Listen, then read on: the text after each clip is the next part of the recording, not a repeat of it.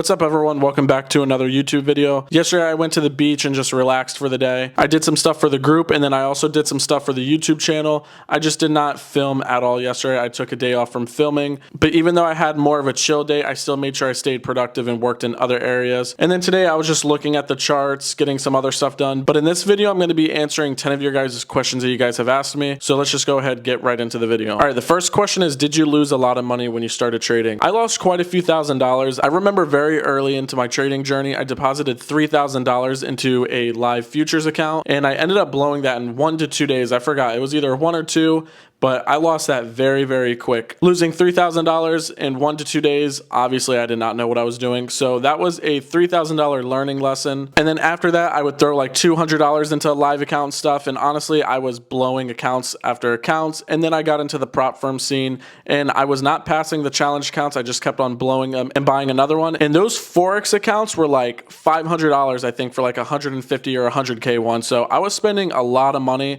and blew a lot of them. So I probably lost close to $10,000, I'd say. All right, the second question is, why do so many people fail when they get into trading? Main thing is a lot of people get into trading thinking they're just going to get rich super quick, and those people are wrong. That's why they get into the market for like 2 weeks, end up losing money, and they call everyone a scammer and they call trading a scam, is because they thought they were going to get rich quick overnight, make $1 million, and that's not the case at all. Trading takes a long ass time to be good, sometimes 2, 3, 4 years. So those people, they just have the wrong mindset coming into it. Now, a lot of the traders that have been trading for years and still aren't profitable, it really comes down to just mindset and their psychology. I think a lot of traders just lack having a good psychology. We see it time and time again where traders will have like a red day, then they start revenge trading to try to make that money back and hopefully flip it into a green day, and they just end up losing more and putting themselves further into the hole. Or another thing is people just let the trade run and run and run when it's red on them, hoping that it's going to turn around and flip green, and then when it is green,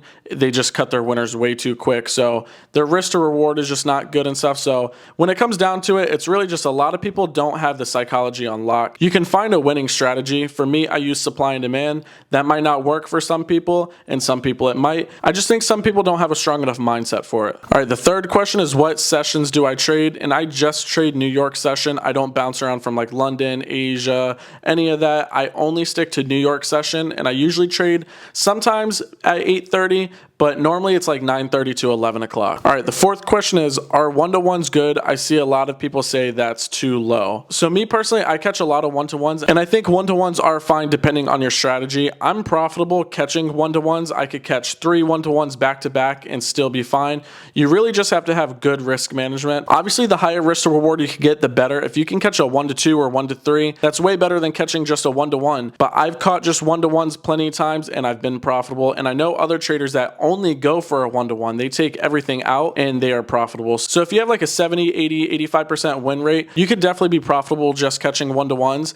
But for me, I like to set multiple take profit levels. So if you have a hard time holding or anything, close like maybe the majority at a 1-to-1 and try to hold for at least a 1-to-2 or 1-to-3 with 1 or 2 contracts left running. But to answer your question, I think 1-to-1s are fine. All right, the fifth question is, how do you feel when people don't believe in you or they don't see the vision? The reality of it is, I don't care. It's my vision, not theirs. So a lot of people aren't going to understand you when you get into trading or when you're into business or anything. To most people, I probably sound crazy when I say my goals or say what I want to do. So you can't even listen to those people. The people that support you, keep them. The people that put you down or they don't believe in you, drop them. There's no time for negativity or anything. And like I said, it's your vision, not theirs. If you have a vision, you have a dream, make sure you go for it. If you just listen to every negative thought or every negative person just hating on your dream or anything, you're never going to accomplish what you want. You're going to be stuck living the same life that they're probably living. So if someone has a negative mindset or they're just shitting on your dreams or anything, block them out, push them away, whatever you got to do.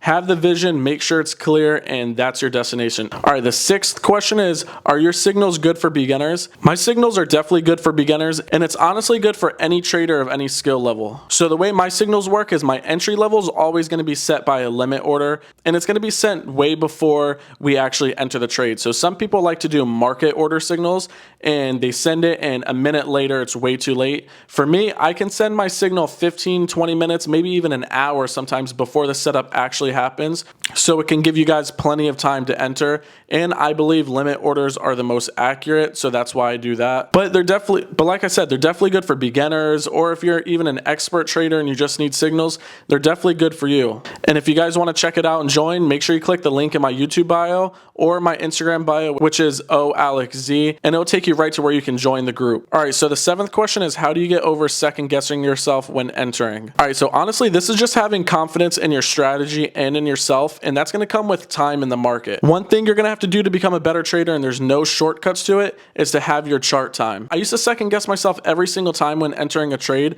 but having my chart time and doing the same thing every single day and seeing my strategy time and time again work a majority of the time, that's how I gained the confidence and I knew my strategy was working and I could stop second guessing myself. Once you stop second guessing yourself, you're going to notice that you're going to hold your trades longer. You'll notice that you're not going to move your stop loss or anything. You're going to have a higher percent win rate most likely, because a lot of times when you're second guessing yourself, you're just going to let your stop loss run and run and run, or you're going to cut your winners way too fast. So you need to make sure you do not second guess yourself. I can have a limit order set, shut my phone off, shut my computer off, let it ping, and I already have my stop loss and take profits, and I could just let it do its thing. I risk what I'm comfortable with losing, and that's another important thing too. You need to risk what you're comfortable losing, because if you're over leveraging and you're risking way too much, of course you're not going to be comfortable and you're going to be second guessing yourself, because you're going to be like, what if this trade goes my way? I'm going to lose all my money, I'm going to blow my account, and that's not what you want. That's not how you're going to be a profitable trader. So what you need to do is have your chart time. So make sure you have a solid strategy. Keep track of your win rate and see what your percentage is, and just make sure you're not over leveraging. All right, the next question is, what prop firm do I use? And I use Top Step right now, and that's the only prop firm that I've used when I've been trading futures. With Forex, I've used other prop firms and stuff, but Top Step is the only futures prop firm I use, and honestly, I plan on staying with them for as long as I can. I have no complaints with them.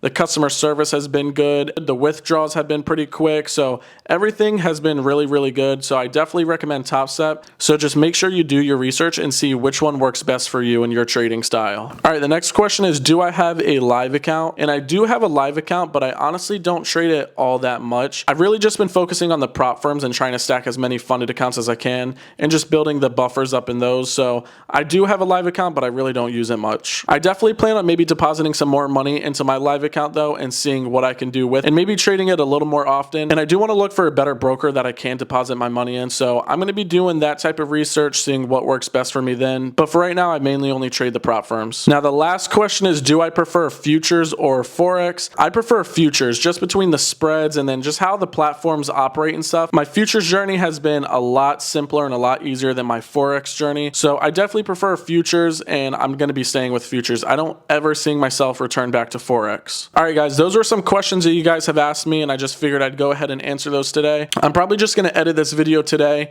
and then I need to edit a few more videos that I filmed for the group for the free course. So make sure you guys check that out when it's up. But I'm going to go ahead and end the video now. If you guys want, you can follow me on Instagram at OAlexZ. You can click the link in my YouTube bio or my Instagram bio, and it will take you to the group where you guys can access my live trades. It's Sunday. Let's go ahead, prepare for a really good week in the market, and I'll catch you guys tomorrow. Peace out.